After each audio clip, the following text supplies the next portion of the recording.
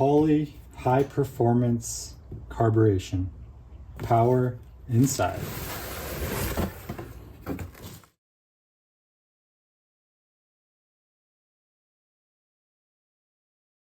Welcome back to AJ's Garage. Thank you guys for tuning in. I just want to start off this video by saying thank you to all the current subscribers. If you're new to the channel, I hope to earn your subscription. It's been a while since I posted a video. I've just been keeping busy doing projects around the house. A few things that I needed to get done. Rewired the bathroom, so some electrical work. Did some paint, some landscaping.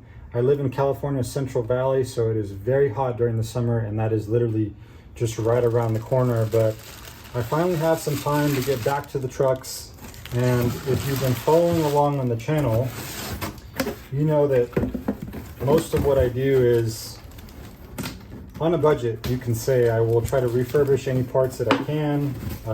Recently rebuilt the Motorcraft 2-barrel that's on the 74 F350, but I finally decided to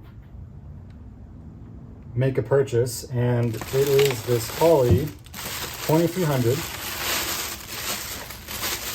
and it is a Street Avenger, so it's kind of a performance 2-barrel,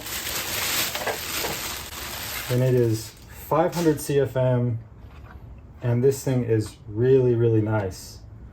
So it's got an electric choke.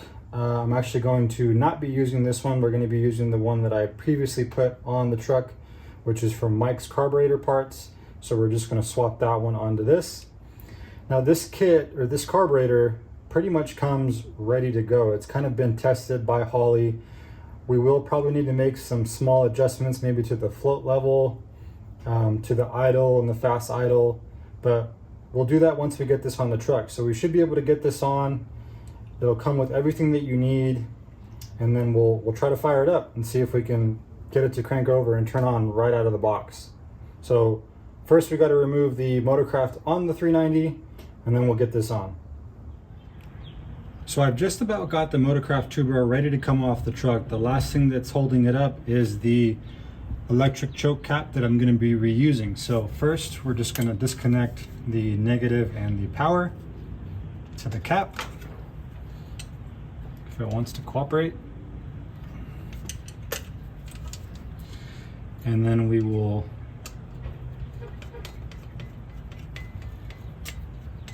this hardware is going to stay with this carburetor, and then this is ready to come off. So now this should come right off unless I forgot something.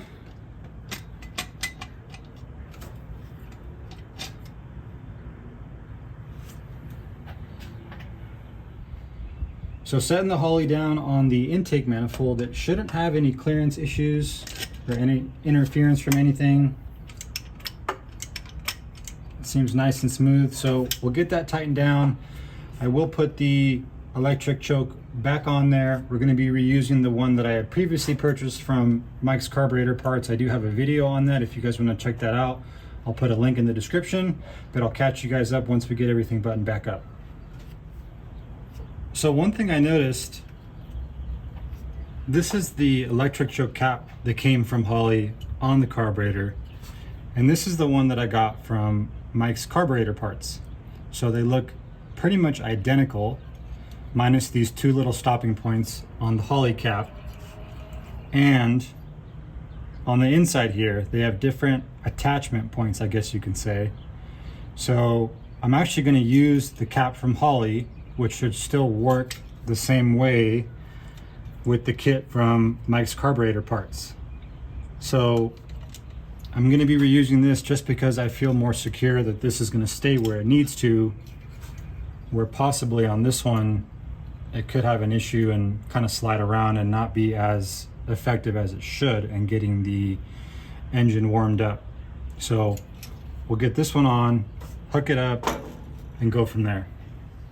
So the carburetor is secure. The electric choke cap is back on. Normally on Holley carburetors, the electric choke ground is ground to this point here on the choke housing, but with the kit from Mike's Carburetor parts, it's a little bit different. So I just went ahead and removed this, Now we just need to hook up the vacuum advanced, which on Holley carburetors is this port right here. If I can get this vacuum plug off.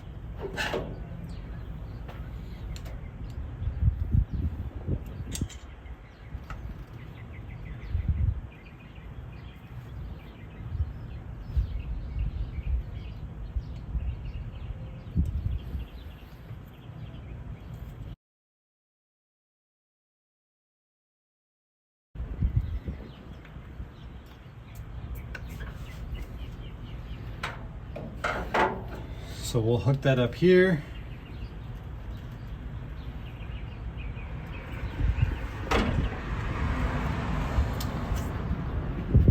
Lastly, we'll just need to hook up the fuel line, make sure we don't have any vacuum leaks.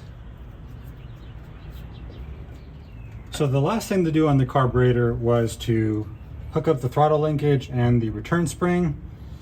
The fuel line is all plumbed up. I did crank the engine over. It's been a while since I started the truck. It's just been sitting here in the garage, and tried to get some fuel into the carburetor. It has the clear sight glass on the side here, so the level looks good. Might have to adjust that a little bit, but I did have a little bit of a fuel leak, so I just went back through, made sure everything was seated correctly with the fitting, and tightened that back up, so we should be solid now. Probably just dump a little bit of gas through the carburetor and see if we can get this thing fired up.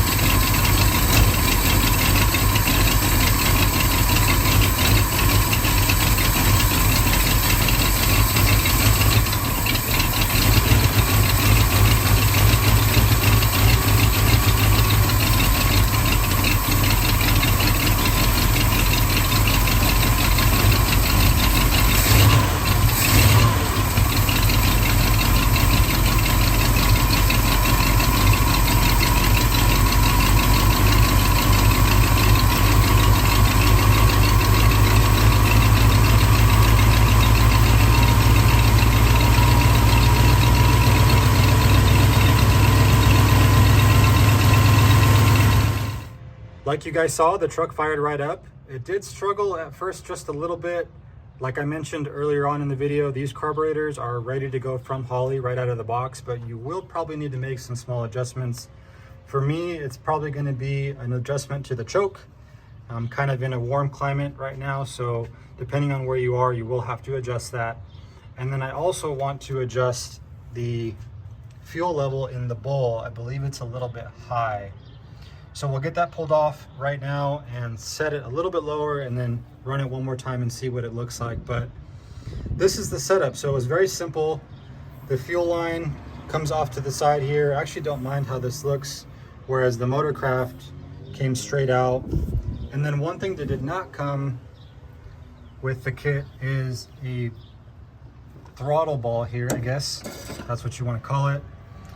Holley does include a part number for this, but I did happen to have an assortment of these from the previous rebuild I did on a Holley 2300. I'll include the link to that in the description. I got that carburetor for $5 and I rebuilt it, so it was kind of my first experience with the Holley carburetor. But the install was definitely very simple.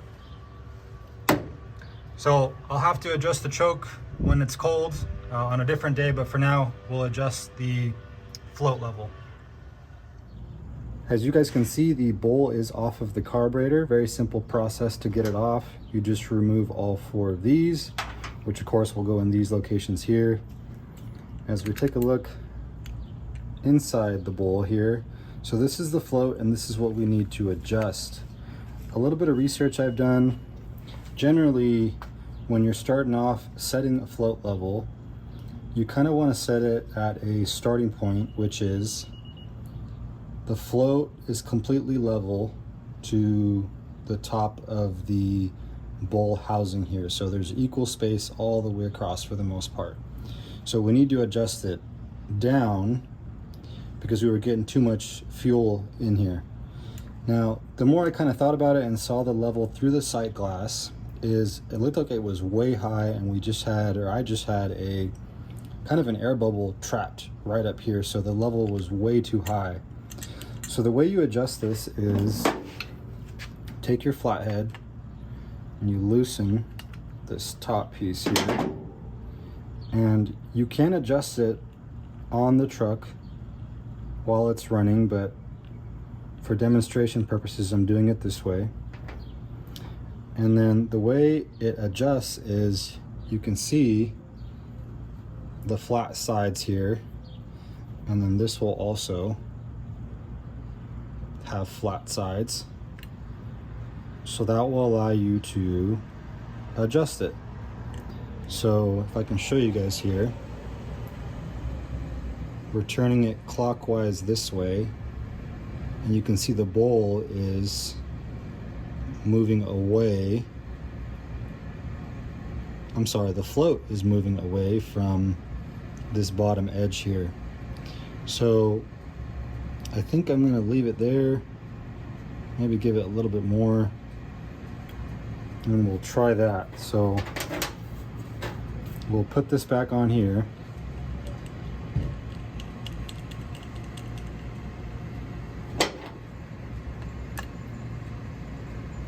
Get the bowl back on the carburetor. Carburetor is back together, and we're just about ready to fire this thing up. I did already crank the engine over just a little bit to get some fuel back in the bowl. Fuel level looks good. I don't think you guys will be able to see it very well, but generally your fuel level should be right at the bottom here. So if you were to pull the sight glass, you should just get very little fuel dripping out. So I think we'll be good. If I do need to adjust it, I'll just do it on the truck here, and I'll show you guys that process as well. But just be mindful with Holley carburetors, if it's your first time working on one or taking one apart, this is your metering block here. This piece in the middle will come off when you remove your bowl because it's retained by these bolts here. So just make sure that you line everything up when you put it back together. Start these by hand and then tighten them down, but we should be ready to fire up. So let's see if it runs a little bit better now.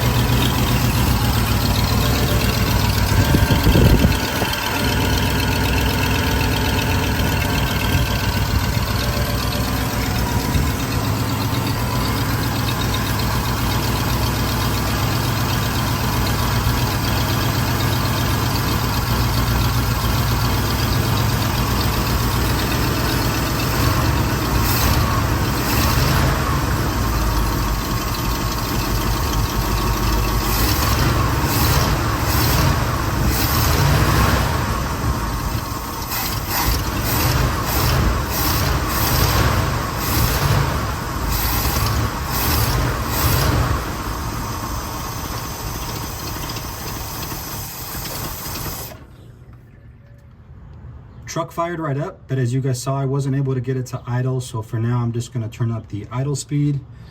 And the way you adjust that is with this little screw right back here. So I'm just going to give it one full turn for now, and that should get us right where we need to be. I will eventually go back in a later video and tune this to the best of my ability, but for now that should be good.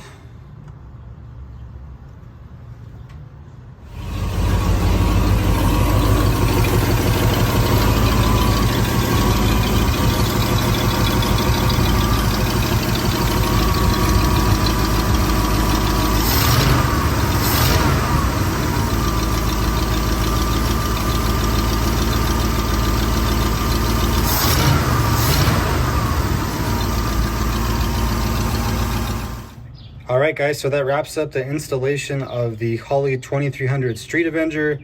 Definitely was very simple. Throttle feels a lot more responsive. I can't wait to get this thing out on the road. Of course, I still need to fix that exhaust leak, so I will get that fixed before we get it on the road, hopefully, but definitely very happy with it. So I would definitely recommend this if you guys aren't looking to swap over your intake manifold to a 4-barrel.